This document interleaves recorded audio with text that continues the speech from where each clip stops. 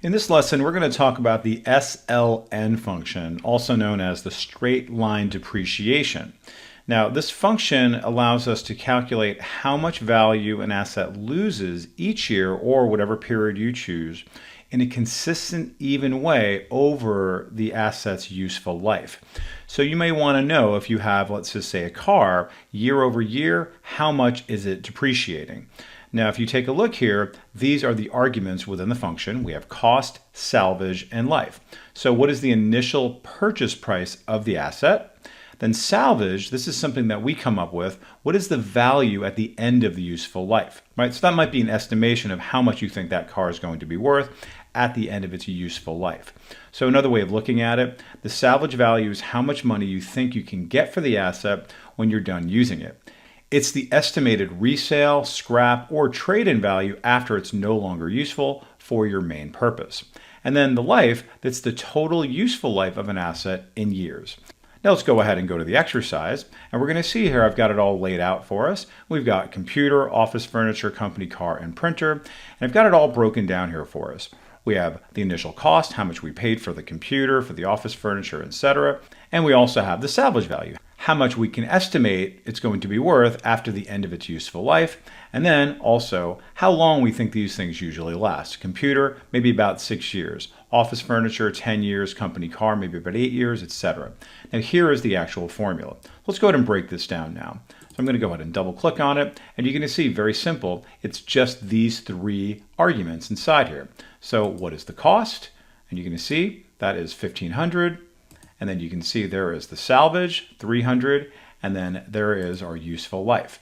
So as long as we know these factors, we can very easily just go ahead and put those in.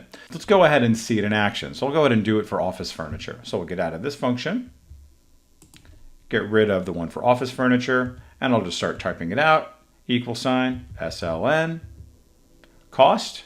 Very simply, click on cost, type out comma to get to salvage, and then again, comma, get to my next argument, what is going to be its useful life, and then finally hit enter. So what am I getting here? I'm seeing here that year over year, this office furniture is depreciating by $450. Let's go ahead and just bring that down with my autofill, and you're going to see here that 1875, every year this company car is going down by that much. And then for my printer, every year it's going down $70. But let's go ahead and zoom in and drill down on one of these examples of the company car, and let's just take a look at the year-by-year depreciation and what the value is going to be at the year end. Now what I've done here is I've shown you the company car. I've had our $20,000 cost, our salvage is $5,000, and the number of years, and here's the depreciation. Now I've just carried this over for the SLN for each of these, and it's 3,000. That's what we've established before, and year over year it's going to be the same depreciation. Now if you take a look at it, we've already got the formula already built in to show you that it's going down 3,000 the first year, 17,000, then another 3,000, 14,000, etc. Then I've got the formula here to show you what's going on. So let's go ahead and just deconstruct this and how we've got this. Now if I double click on this here, you're going to see very simply it's just subtracting what the cost is, which is our B2, minus the sum of just whatever this number is. So that could feel a little bit weird because it's really just the same variables here, but we've set this up to make it so this E2, which is an absolute reference, is going to add up with the other E2. Now why did I do that? Because later on we're going to autofill this down. So if I get out of this, notice here, when I double click on this, it's adding up the 3,000 plus the other 3,000 because it's going to depreciate 6,000.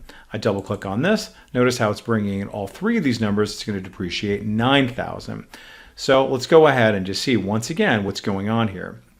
I double click on this, you're going to see here, it's subtracting 3,000 from the 20,000 for the first year, giving us 17,000. Double click on this, it's subtracting the B2, which is the 20,000 minus these two numbers, and that's giving us the 14,000. Double click on that, and that's going to give us the B2 minus the sum of all three of these numbers. Now, the key thing to understand, and this is going to be very easy to overlook potentially, is the fact that I'm using this absolute reference so that I can then build this down with an autofill. And you can see here that my constant is going to be E2, so it's going to always be adding up E2 through whatever is in E4. So this just stays the same, but it's going to add up whatever all three of these numbers are. In this case, I'll go ahead and double click on this, and it's going to add up E2 all the way to E5. And you can see here, that's going to add up to the 12,000. And then again, I double click on this there. So the formula is relatively simple. We just need to make sure that we're going to be using the absolute references. And you can see here, I've established the formula for us to deconstruct. So finally, we can see that after 5 years, our company car has the depreciation value of $3,000 per year. We're able to establish that after 5 years, it's going to be worth $5,000 total. Are you happy with this training? Make sure to subscribe for more great content. Visit the Simon Says It channel, explore our videos and training sessions, and decide what you want to learn next.